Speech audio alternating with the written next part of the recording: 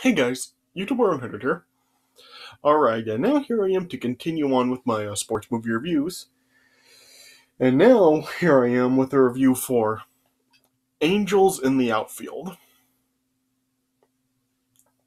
So, yeah, ever since I was a kid, I have watched this film quite a lot of times. I really did like this film as a kid, and I still do really like this film now. Yeah, so this film was a remake of the film from 1951. But I really haven't actually seen the original film before. And plus, I haven't really heard seen any reviews or heard what other people have really said about the film. So I really don't really know like how whether the first film is a good or a bad film at all. Yeah, whether the original film is good or bad. But yeah, I've watched this one a lot of times ever since I was a kid, and I have liked this film ever since I was a kid. I just really have enjoyed the film.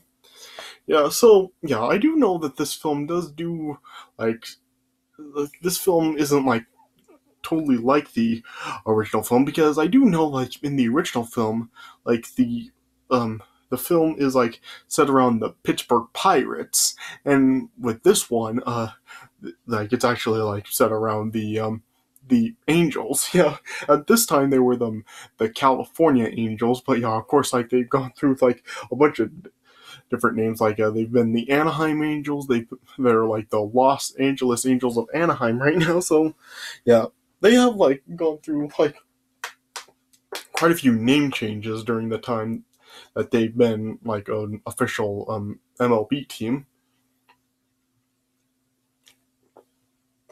But at this time they were the California Angels. And I do think that, I do like this film. I know that this film really didn't get really the best reception when it came out. This film does have overall a pretty low score on Rotten Tomatoes. It only has 33% on the tomato meter, and even it has a very mixed audience score to it as well. It's just around the 50% range. Yeah. The consensus for this film on Rotten Tomatoes is a queasy mishmash of uh, poignant drama and slapstick fantasy. Angels in the Outfield strikes out as worthy family entertainment. So of course, also the original film was from MGM, and this film was from Disney. So some different production companies actually did work on this film than the original. Yeah, and this isn't really really one of Disney's best works ever, but it's not really one of their worst either, because whereas this film really wouldn't be among one of Disney's greatest live action films. You may remember a few years ago I did review top 10 live action Disney films, and of course this film was not included in that. So I don't know. I don't know if this would probably be really around top 20 live action Disney films, but it is still enjoyable, I think. It does have some funny scenes in it, and it does have there are some good moments throughout the film as well. Yeah, and the film overall, it is I think enjoyable enough. Kids can watch it, and I think kids would like it just fine. And then I think there's even some things that adults could really get some enjoyment out, because it's not just something that's just child friendly and stuff. It does have some dramatic, more adult moments to it. So so really just I really don't know. I so I do overall like the film, and I just don't really know whether or not you really would like the film or not. If you like baseball, I think that maybe you may get some enjoyment out of the film. But if you're really not a sports fan, I just don't really know if this could really be the film for you. So it just really comes down to whether or not you're a fan of baseball or not. It's not something like a Bad News Bears, A League of Their Own, The Sandlot, or stuff like that. But that's more lighthearted sort of Disney film with some drama to it, I do think that it is just fine. So yeah, the film overall, it does have a pretty good cast to it. Like, the film does star Danny Glover, and I do think that Danny Glover is pretty good in the movie, and it also does have cast members like Joseph Gordon-Levitt. Yeah, it's funny. This film, like, was before like Joseph Gordon-Levitt was like the well-known star that he is today. Yeah, this was when Joseph Gordon-Levitt was just a kid. So yeah, and it also does feature like Tony Danza, Christopher Lloyd, Lloyd, Brenda Fricker, who played the pigeon lady from Home Alone 2, and yeah, and this film also even does like feature some like actors that are like overall well-known stars today, but really were not really those stars like back when this film was first released. Like, it has cast members like Neil McDonough is in the movie. Yeah, is that how it said? Neil McDonough? Donahue? Yeah. And it also has like Matthew McConaughey in the film, as well as Adrian Brody is in this film as well. So yeah, it does have like some actors like that throughout in the movie, and it also does have the late Taylor Negron in it. And it does also have like some other actors like that in the film as well. Yeah, and I do think that they do overall decent enough in the film. I mean, no like Oscar-winning performances in the film, but I think that the the cast in this film are just fine. So yeah, so yeah, the film, it is like kind of like some other films like this where it's kind of like a bad, or rather like as the film starts, it's like a really bad team, but then like they like start to turn things around with some help, and then they eventually do make it to the championship game. So yeah, so it does have like some like that kind of setup to it, but yeah, it is like done in a different way. It's not just like the team just like has like some better coaching and stuff, and they start to do better. Of course, like by the title, like this is like from help from angels, because after a prayer is like is said, then like angels, actual angels, then come to help the team play better, and yeah, they do help the team like improve, and then they end up like making it to the championship. So so it is like kind of like a standard, that sort of like standard setup like that, but yeah, it does like do it sort of differently than the traditional way that the story is done. So yeah, and yeah, like I said, there are some like funny moments throughout the film. Like Danny Glover can just like be very over the top, up and comedic in this film at points, and yeah, there's like some other like funny sort of slapstick in the film as well. Oh yeah, but it also does have like some dramatic addict moments to it as well. Like there's some emotional scenes like where like the father of, or like Roger's dad, ends up giving him up, like giving up like total custody of him, and yeah, we also do like have some other dramatic moments like that throughout the film as well. So it's not really just like all like laughs and anything. Like, it does also have like a dramatic side to it as well. So yeah, so it does have kind of a good mix of like comedy and drama to it as well. Yeah, and plus also like College Humor even like made a 30 for 30 parody of this film, sort of like if Angels in the Outfield happened for real. That's what the name of it is. Yeah, and yeah, it just is sort of like talking about like if this actually like really did happen in real life, they really do like play it off like that, and yeah, and they even like also do like reference some other sports movies as well. Oh, in the video as well. So yeah, it is like a funny 30 for 30 parody. Yeah, I'll put it in the description if you wanna see that video. Yeah, it is pretty funny. Like, they were pretty much like acting as if it really happened, and like some other sports films really are like were like really set in the same did like take place as well. So yeah, it is like a funny parody. So yeah, that'll be down in the description if you want to watch it.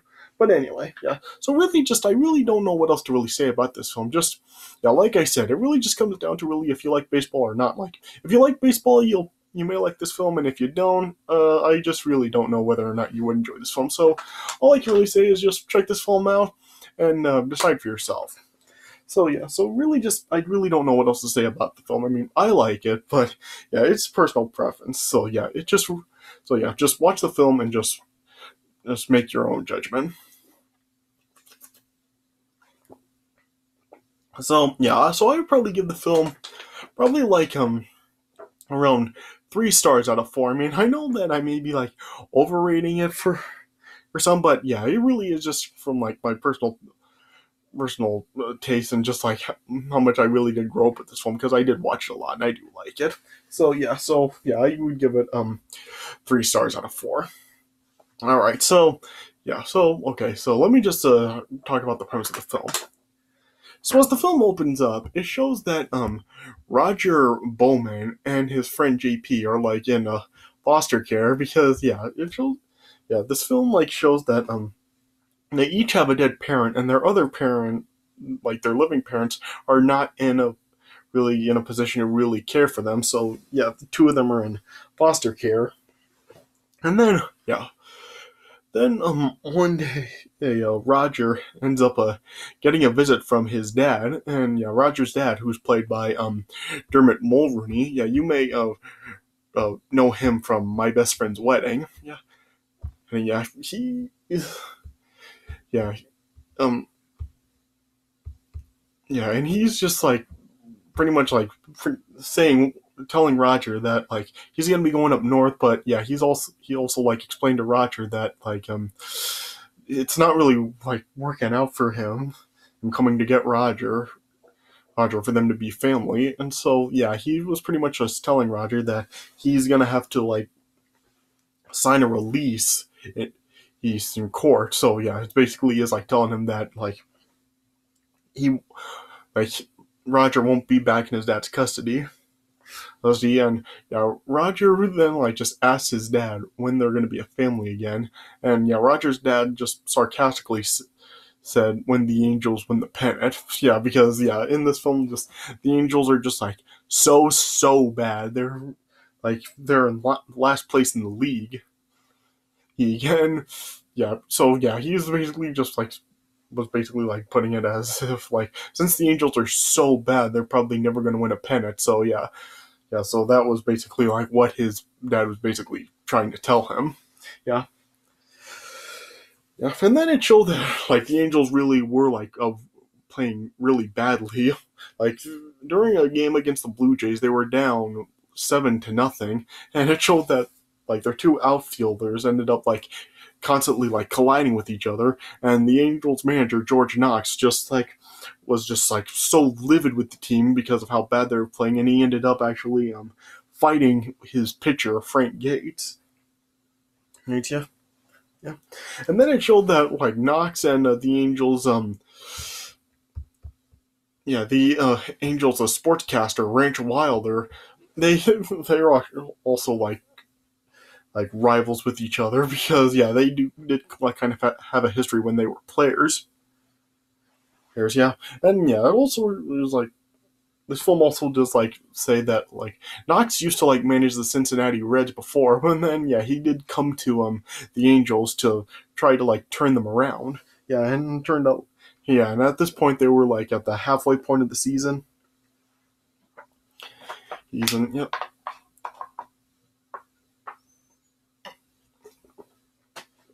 Yeah, and then yeah, that night, Roger then like made a prayer because yeah, he actually did take what his dad said literally. So he made a prayer to help the Angels win more games. And yeah, it was funny. At the end of Roger's prayer, he said, "Amen," and then he just turned back around and said, "A woman too." Yeah, and then as Roger then like turned around, then it showed that up in the stars there was a star that ended up like shining in the sky.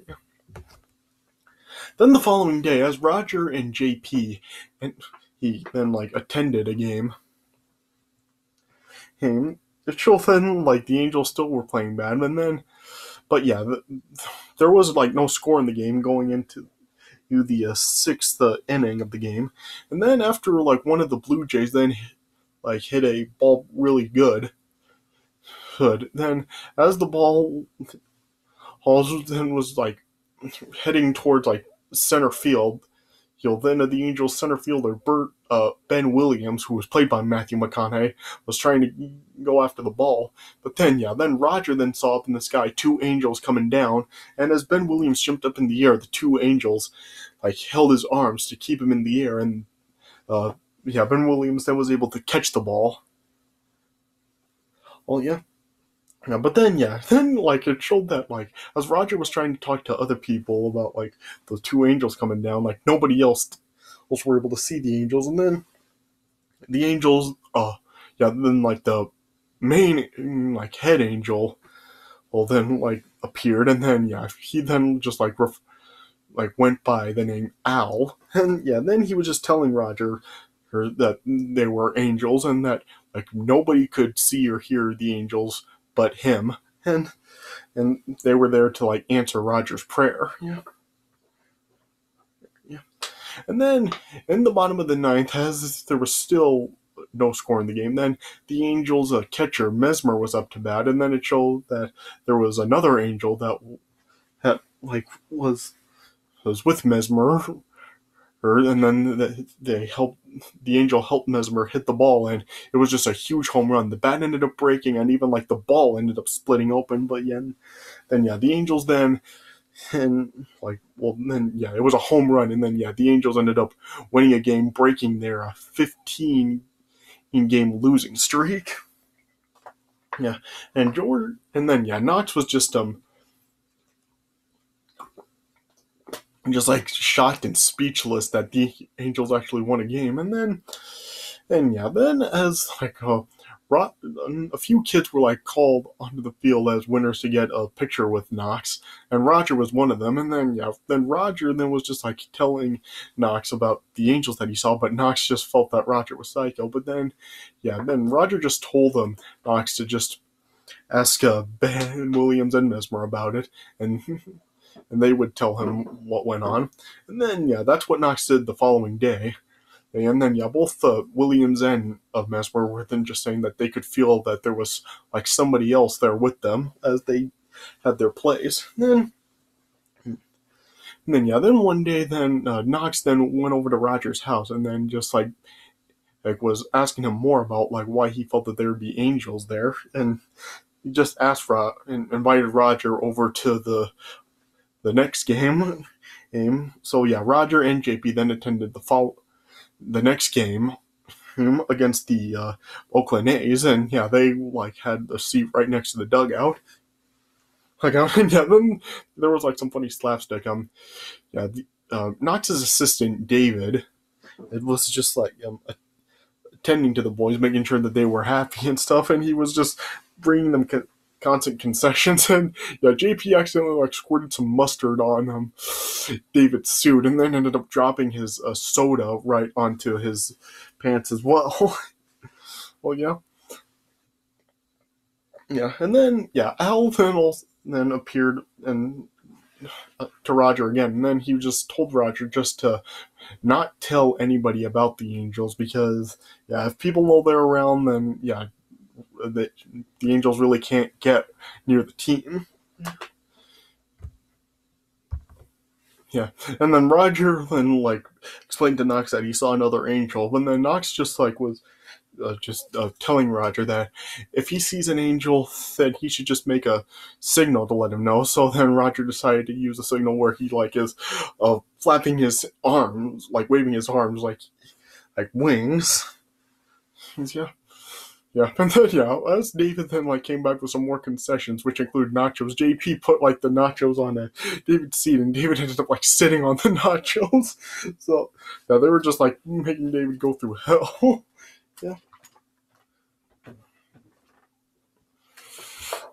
And then and like as the game like progressed, as they were going through like 4 innings, like Roger saw that no angels were coming to help yet, and then Roger thought that could be because like Knox was just like swearing hearing and cursing so much that he felt that maybe like the Angels didn't like the swearing and that was keeping them away. So he told Knox that he shouldn't swear so much. So then, yeah, Knox then just like told the team to stop swearing, and then as like the game like got to the bottom of the ninth inning, Roger then saw an Angel with one of the other players, Danny Hemmerling, who's played by Adrian Brody, and yeah, and I find this part kind of interesting because yeah, the Angel that Roger saw with Hemmerling was like a woman, an angel. So yeah, and I've like kind of like always thought like could that angel actually be Roger's mom? I mean, I find that to be like kind of like an interesting theory. I mean, could that have been like Roger's mom that was with Hemmerling? Like, is that the female angel in this film? Yeah, and plus also like in the part where like the two angels were like helping Ben Williams with his catch, yeah, one of the angels was like a black guy. So yeah, I remember hearing somebody say before that they feel that maybe that could have been JP's dad. I mean, yeah, so yeah, I guess it is a possible theory that the like Roger's mom and JP's dad could be two of the angels in this film. I mean, yeah, it is a possible theory, and yeah, I guess it is like something that people does like make people really think about it. So yeah, kind of an interesting theory there. Yeah, but anyway, and then yeah, Roger told Knox that there was the angel with Hemmerling, and so he just like told Knox that he should pinch hit Hemmerling in. So yeah, but yeah, Knox really like didn't like the idea because yeah, Hemmerling was like the worst hitter on the team, and pretty much Rogers like telling him to pinch hit Hemmerling in for like his best hitter Ray Mitchell. So yeah, Knox like really like didn't like the ideas, and his initial um answer was no, but then he then decided to do it, and so then yeah, and as Hemmerling was up to bat, like like just showed like how bad his hitting was because yeah, he just like swung at some bad pitches, yeah, but then yeah, then and for one pitch, then like an angel like slowed down the ball, and that allowed Hemmerling to hit it, and then the ball just went all over the place because Al was just like causing it to just go all over the place and stop the A's from getting the ball. And so then, yeah, Hemmerling then was able to like get a run home with it before the A's could get him out. So yeah, then the Angels won another game. Yeah. And yeah, and then Knox then just decided that he would bring Roger and JP to all the Angels' home games for the rest of the season because he saw them as good luck charms. And yeah.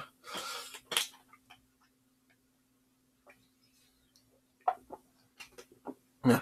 And then there was like a scene like as he was getting ready to take a Roger and JP home, as he was getting ready to like get them in the car. It just showed that JP like wasn't getting in the car. Then Roger just explained how JP doesn't ride in cars because it reminds him of like when he used to live in a car with his mom, and whenever JP gets back into a car now, he gets a stomach ache.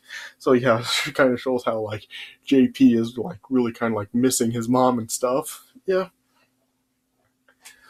So then yeah, Knox then took Roger and JP home on a bus. Yeah, and then then on like when the Angels then had another game against the Detroit Tigers, then Roger then like saw another Angel before the game started with the Angels pitcher Mel Clark, who's played by Tony Danza. And so, yeah, and Roger just told Knox that he sees the Angel with Mel Clark, and so then he just told Knox that he should have Mel like actually start the game that day. Right, and so then Knox was once again like not on board with it at first because Mel just like he didn't have pitching power anymore, and he was basically like past his prime and useless. This film also like showed earlier on that like Knox and Clark do like kind of like have a history together because back when Knox managed the Reds, like Clark was like on the team with him, but then like it just showed that like just like Mel's arm went out, and Mel's like pretty much been on the injured list ever since. But then Roger then like convinced Knox to reactivate Mel and start him in the game.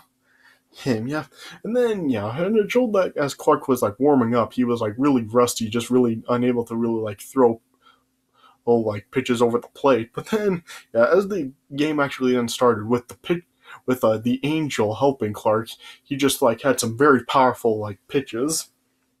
And then Clark just like pitched it's just shutout for the Angels to get another win. And then as this like went on, like Ranch then was just like really getting suspicious that something was going on with the team. And then over time it just like showed the Angels were like continuing to help the team win more games, and then it just showed like through like the team rankings that the Angels were just like battling up to the top, and then by like the close of the season, the Angels were able to make it to first place. And then it came down to the last 2 games of the season against the Chicago White Sox. And then but like when it was for the first game, Roger was unable to attend it because Roger ended up like being summoned to family court for a hearing. And then it just showed like as Roger like went to court, it showed that his dad was there also, and just now like officially like giving up full custody of Roger. And then when Roger got in the courtroom, like he was just like telling his dad how the Angels are about to win the pennant, and that like he said, but then it just showed that Roger's dad just ended up like leaving the court really without saying anything, just like saying to Roger sorry, and then he just walked out, and then Roger was then just crushed by it, and you just saw him tearing up, And then due to like Roger really like not being at the game, I guess like there were no like Angels there to help the team, and the team ended up losing the game. And JP was upset as well because he just felt upset that he was unable to see Angels like Roger could. But and then as Ranch came over to talk to JP, then JP just ended up like accidentally like revealing to Ranch that Roger had the ability to see angels. And then as like Roger ended up arriving home with Maggie, their foster mother, and just as Knox also brought JP back home as well. So then, as like Maggie told them Knox like what happened in court, then Knox just was talking to Roger about like how he like was in a similar position Roger was in as a kid because Knox's dad was also like very like unable to take care of himself as well. So Knox was pretty much in the same position as Roger, and he was just giving Roger advice that really like he couldn't go through life thinking that everybody he meets will let him down, because Roger will end up like him. And then then one day like in like the paper, then like there were then like reports that like Roger was able to see angels, and then through that then like more people then like started to like know about the Angels, and then the Angels team owner Hank Murphy then like questioned Knox about what went on. And Knox was like really like trying to like explain things to Murphy, and then Murphy just really didn't like buy it, and then he then just like said that he would be relieving Knox of the management responsibilities, but then he decided that he would call a press conference and Knox can address these reports publicly. And so then at the press conference, then Knox was then just like saying that something has happened throughout the season to really change the way the players have played and how he's managed, and just said that it could be faith, angels, or people could say whatever they wanted.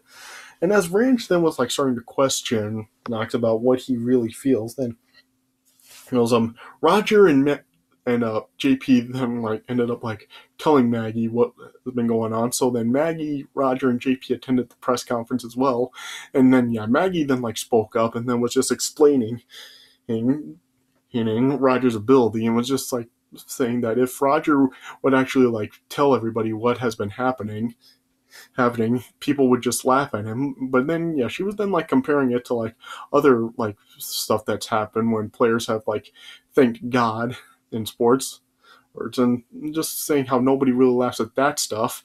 And yeah, she was just like telling like Murphy and everybody that they were acting as if like it was okay to believe in God but not angels. But they're both like on the same team, and just yeah, they've got to have faith. And they need someone to watch out for us, yeah. And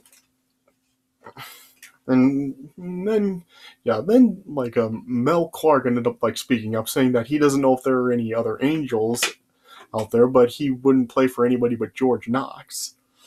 And then yeah, the other players ended up like standing in support of Knox as well, and so did Roger and JP. And so then yeah, then Murphy then was moved by everyone's faith, and then allowed Knox to stay on as manager. And so then, yeah, then that night there was the final game of the season against the White Sox, and then yeah, then Knox then like was a very supportive manager, and then actually did motivate the team properly. Yeah, and then in that game, Mel Clark started off the game against the White Sox, and yeah, the White Sox got an early lead in the first inning, leading 2-0. But then, yeah, as the game progressed, it showed that like Clark was like kind of struggling. But yeah, the Angels were like did have some really good defense. Yeah, and throughout the game, like it just showed that like no Angels were actually appearing to help the team. But then, yeah, in the sixth inning, the Angels were able to tie the game after Ray Mitchell hit a home run with a man on to tie it. Yeah. But then finally, at one point in the game, then, yeah, Al then appeared and just, like, told Roger that nobody is actually going to come because, yeah, the championships have to be won on their own, and that he was just there to check on Mel. And, yeah, Al then just told Roger that Mel would be, like, dying soon. Yeah, he didn't actually, like, say the words that Mel was dying, but, yeah, that's what he was, like, saying to Roger without actually saying that he was going to die. Yeah. And then he just, like, said that, like, Mel is just been a chain smoker for years, and yeah, he only has 6 months left to live. Yeah. But he also told Roger that Mel's taken care of, and that they would all be watching. And yeah, as Al was then just like fading away, he just told Roger, even though you can't see us, we're always watching. Yeah. And then yeah, so I'm not sure if like after this is like where like Roger just doesn't have the ability to see angels anymore, or what has happened. But yeah, we don't. Yeah, no angels are like seeing it anymore after this. Yeah. Yeah, but then then in the eighth inning, the Angels were then able to take the lead, and then in the top of the ninth inning, and like Clark was then like Clark did like load the bases, but yeah, there were also like 2 outs, and then yeah, it came down to like Clark facing off against the league's RBI leader Kesey, and then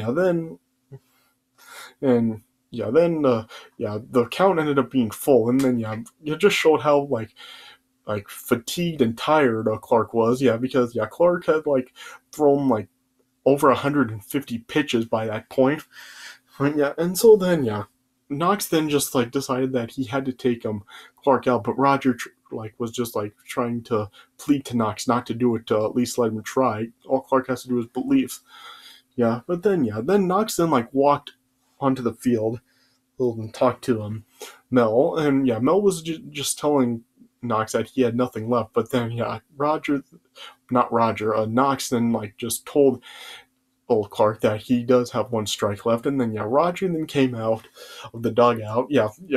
During this game, Roger and JP were like dressed in like angel uniforms and were actually sitting in the dugout with the team. So like pretty much like they were the team's mascots by this point. Yeah, but Roger then like came out of the dugout and started to do the signal, and then JP then came out and did it, and then the rest of the team ended up coming out to do it as well, and then it just like spill all into the crowd, with like the entire crowd doing the signal, and even like players on the field were doing it, and just about like everybody in the building was doing it. You saw like Murphy doing it, and yeah, the other like broadcasters were doing it. Like Ranch was basically the only one that wasn't doing the signal, but it showed that like his color commentator Wally was doing it, and yeah, some of the other media members were doing it as well. And then yeah, then that like just convinced Clark to stay in and try to do it. So then yeah, then Clark then threw the last pitch to Kesey, and Kesey did actually hit the ball, but yeah, it like came back towards Clark's way, and then yeah, Clark was able to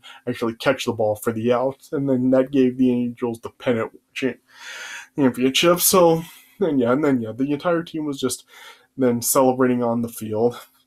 Oh, but then yeah, during the game, like after Clark was convinced to stay in, Ranch was just like denigrating the team, just like saying that it wasn't smart baseball, and just yeah, basically just like berating the team and everything. And then yeah, Murphy ended up firing Ranch due to that. Right? Yeah, and then yeah, as Knox then brought Roger and JP home, Maggie told Roger that he had got a call from his, or she got a call from a social worker about finding a permanent home. And then yeah, Knox just told Roger that he was the one that called social services, and he wants to try to be Roger's dad, and he wants Roger to come live with him. And he also told Roger that JP would be coming too. So then yeah, Roger, Knox, and JP were all a family together, and then JP then just saw Al out the window, and, and then it just showed like Al like transforming into like an actual angel, and then JP then just said, "I knew it could happen." Yeah, that was like JP's catchphrase throughout this film. It could happen. Yeah. Yeah, so I'm not sure if at this point JP could have now had the ability to see angels, or if it was just this one time or what. Yeah, but then just showed then Al circling the house, and before he flew off, he just said to the camera, "We're always watching," and then just flew off into the sky. And then it just showed then the stars were just resembled the baseball field, and just showed Al just circling around it. Yeah, and that's how it ended. So yeah, so like I said, I mean, I do like this film. I mean, I've seen it a lot of times as a kid, and I do enjoy it. So yeah, so I just really don't know whether or not to say you'll like this film. I really can't really make any guarantees like that. But yeah, all I can really say is just check this film out and decide for yourself. So yeah, like I said, 3 stars out of 4. I do enjoy. So yeah. But yeah, I'm not really too sure how well this film actually did do, because yeah, this film did end up spawning 2 made for TV sequels. Yeah. It had Angels in the End Zone and Angels in the Infield, which I really haven't really seen in, but yeah, they are kind of yeah, they're very loose sequels to this film, because yeah, in Angels in the End Zone, like only Al returned. Yeah, Christopher Lloyd was the only returning actor in that film, reprising the role of Al. And yeah, it just seemed like a real downgrade, because in that film they were just helping a high school football team, and then Angels in the Infield, it was with the Angels team again. But yeah, it was just very silly. You had the devil in there, and yeah, it's just really really weird. So yeah, I'm not really big on the sequels, but I do like this one. So yeah, like I said, 3 stars out of 4. I mean, I do enjoy it. And so yeah, so all I can really say is just check this film out and make your own judgment. Alright, so I guess that's all I can really say about this film. So yeah, so this is it for my review of Angels in the Outfield. I know this was kind of a longer review, but I just had more to say about this one than the others. So yeah, so I hope you guys did enjoy this review. So yeah, so thanks for watching, and I'll see you guys later.